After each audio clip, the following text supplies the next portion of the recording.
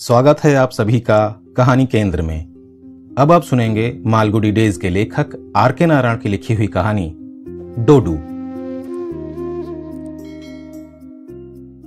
डोडू 8 साल का था और उसे पैसे की सख्त जरूरत थी, लेकिन छोटा होने के कारण कोई उसके पैसे की जरूरत पर ध्यान नहीं देता था। उसे बहुत सी चीजों के लिए पैसे चाहिए थे। दिवाली आ रही थी और छुड़ाने के लिए बहुत से चीनी पटाखे लाने थे। एक बढ़िया सा कलमदान लाना था जिसके लिए स्कूल में मास्टर साहब छड़ी उठाकर बार बार कहते रहते थे। डोडू को अपने बड़ों पर विश्वास नहीं था। वे उसकी मांगों पर ध्यान ही नहीं देते थे। उनकी अपनी जेबें पैसों से खनकती रहती थीं, फिर भी वे देने के मामले में बेहद कंजूस थे। उनका बस चलता तो एक भी पैसा जेब से ना निकालते। डोडू का दफ्तर वो लकड़ी का बड़ा सा बक्सा था जो हमेशा खुला पड़ा रहता था। किसी भी वक्त जब उसका मन करता वो दफ्तर में काम करने लगता और जब उसे कोई गंभीर बात सोचनी होती तो वो बक्से के भीतर घुसकर बैठ जाता। उसमें रखी चीजें इतनी कमजोर नहीं होती थीं कि इस बच्चे की वजह से टूट फूट जाती। घर की सब बेकार हुई चीजें इस बक्से में डाल दी जाती थीं। हर शाम डोडू घर का चक्कर लगाता और इस तरह की चीजें इकट्ठी करता। उसके पिता के कमरे में जो कूड़ादान था उसमें इस तरह की चीजें बहुत मिलती थीं। आकर्षक किताबों के कवर, जिल्द चढ़ाने वाला भूरे रंग का कागज, बड़े लिफाफे, चमकते हुए सूची पत्र, भूरे रंग के धागों के टुकड़े। अपने बड़े भाई की खिड़की के नीचे गोल्ड फ्लेक्स सिगरेट के डिब्बे, चमकते हुए उनके भीतर रखे कागज, रेजर ब्लेड, कार्डबोर्ड के डिब्बे मिलते थे। जब उसकी बहन घर पर न होती वो उसका बक्सा खोलता और रंग बिरंगे धागे निकाल लेता। इस तरह बक्से का सामान दिनों दिन बढ़ता चला जाता था। सप्ताह के अंत में बक्सा ऊपर तक भर जाता और चीजें ऊपर तैरने लगती। हालांकि ये घर का सबसे बड़ा बक्सा था। जब ये ठसाठस हो जाता और चीजें बाहर निकलकर दीवार तक फैल जाती और पास में ही रखे कोट के स्टैंड तक उनकी लाइन लग जाती, तब पिता की उस तरफ नजर जाती। डोडू कुछ समय बाद आने वाले पिता के इस ध्यान देने से डरता रहता था, क्योंकि तब वे इसकी सारी चीजें बगल की गली में बने कूड़ा घर में उलटवा देते। फिर पिता की नजर इस काम से हटते ही डोडू गली में जाता और अपनी पसंद की बहुत सी चीजें निकाल कर ले आता।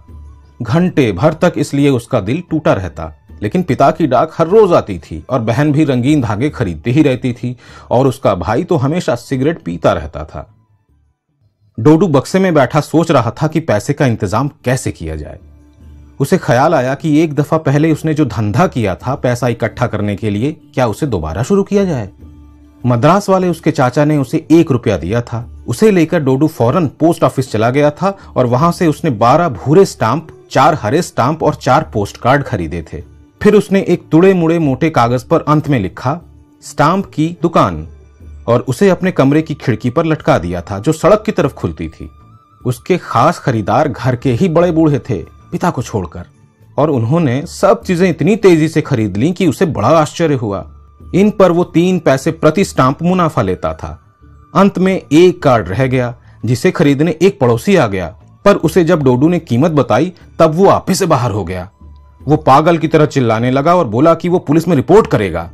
डोडू ये सुनकर डर गया, लेकिन फिर भी उसमें इतनी हिम्मत थी कि वो पूछने लगा कि बिना किसी फायदे के कोई क्यों कहीं से खरीद कर कोई चीज बेचेगा। लेकिन अंत में उसने इस खतरनाक पड़ोसी से पीछा छुड़ाने के लिए कार्ड उसे बेच ही दिया। नतीजा ये हुआ कि लाभ से मिली रकम को बार बार इसी तरह बिक्री करने का उसका सपना चकनाचूर हो गया। उसे लाभ नहीं हुआ और वो लगाई गई पूंजी भी गंवा बैठा। उसे कोई ऐसा छेद भी नहीं दिखाई देता था जिससे उसका पैसा बहकर बाहर निकल गया हो। वो अपने आप ही खत्म हो गया था। बड़ों ने उधार पर खरीदारी की कि बाद में चुका देंगे। कई के पास रेजगारी की भी कमी थी। फिर डोडू इस व्यापार के बारे में भूल भाल गया था कि एक शाम एक आदमी घर आया और 10 अधन्ने के स्टाम्प और 16 पोस्ट कार्ड मांगने लगा। पिता ने उसे वापस कर दिया, पर उसने कहा कि खिड़की पर लिखा है इसलिए वो ये लेकर ही रहेगा। पिता ने बोर्ड उतारकर फाड़ डाला और डोडू को फटकारा। डोडू बोर्ड उतारना भूल गया था, हालांकि उसने तय कर लिया था कि ये काम बंद कर देगा।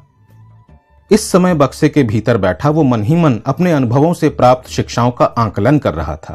पहली शिक्षा ये थी कि अपने बड़ों से वो किसी प्रकार की सहायता या सहानुभूति की आशा नहीं कर सकता।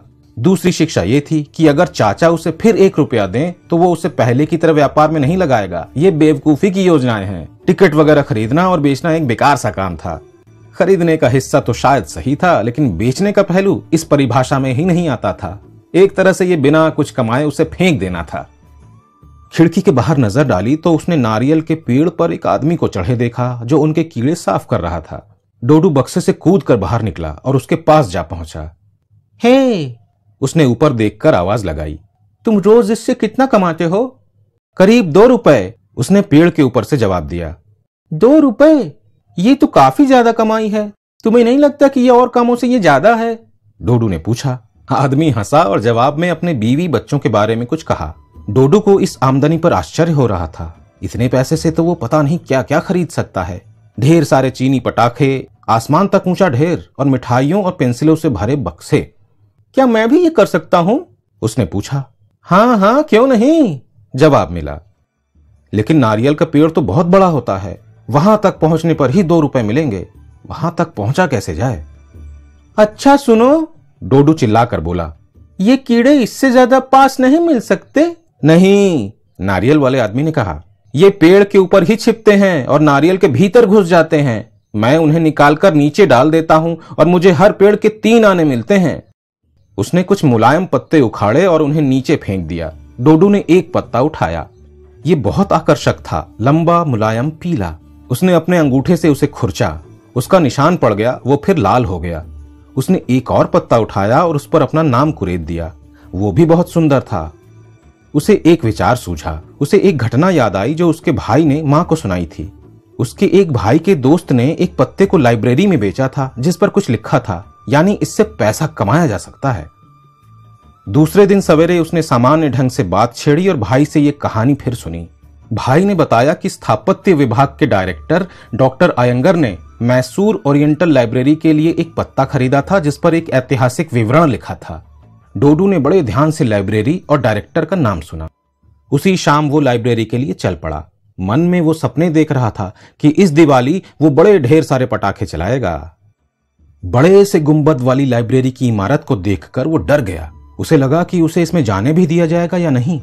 एक दरवाजे के बाहर चपरासी बैठा था जो घुटने ऊपर किए ऊंघ रहा था। उसने बड़ी इज्जत से उससे कहा, मैं इस इमारत के दफ्तर में उसके सबसे बड़े अफसर से एक जरूरी काम से मिलना चाहता हूं। चपरासी ने उसकी बात पर कोई ध्यान नहीं दिया। वो बैठा उसी तरह सोता रहा। डोडू इमारत में घुसा और इसके बड़े बड़े कमरों और गैलरियों को देखकर खुद को बहुत छोटा महसूस करने लगा। चारों तरफ पत्थर की मूर्तियां रखी थीं, जिनके साथ लगे पत्थरों पर काफी कुछ लिखा हुआ था। बहुत से पंडित रंगीन शॉल पहने लंबे लंबे ताड़ पत्रों को पढ़कर कुछ काम करने में लगे थे। सब कुछ इतना विशाल और शानदार था कि डोडू ने वहां से भाग जाने का विचार करना शुरू कर दिया।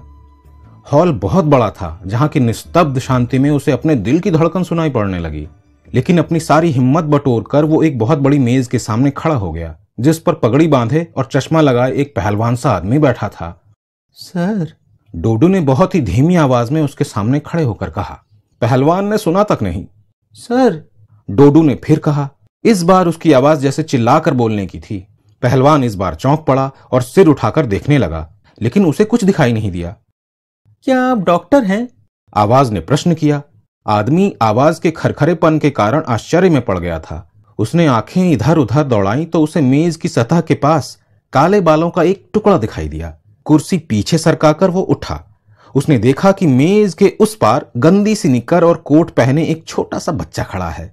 उसे अच्छे व्यक्तित्व वाले विद्वानों और छात्रों से मिलने की आदत थी। तुम यहां क्या कर रहे हो? उसने पूछा। मैं एक डॉक्टर से मिलने आया हूं, डोडू ने जवाब दिया। आप डॉक्टर हैं?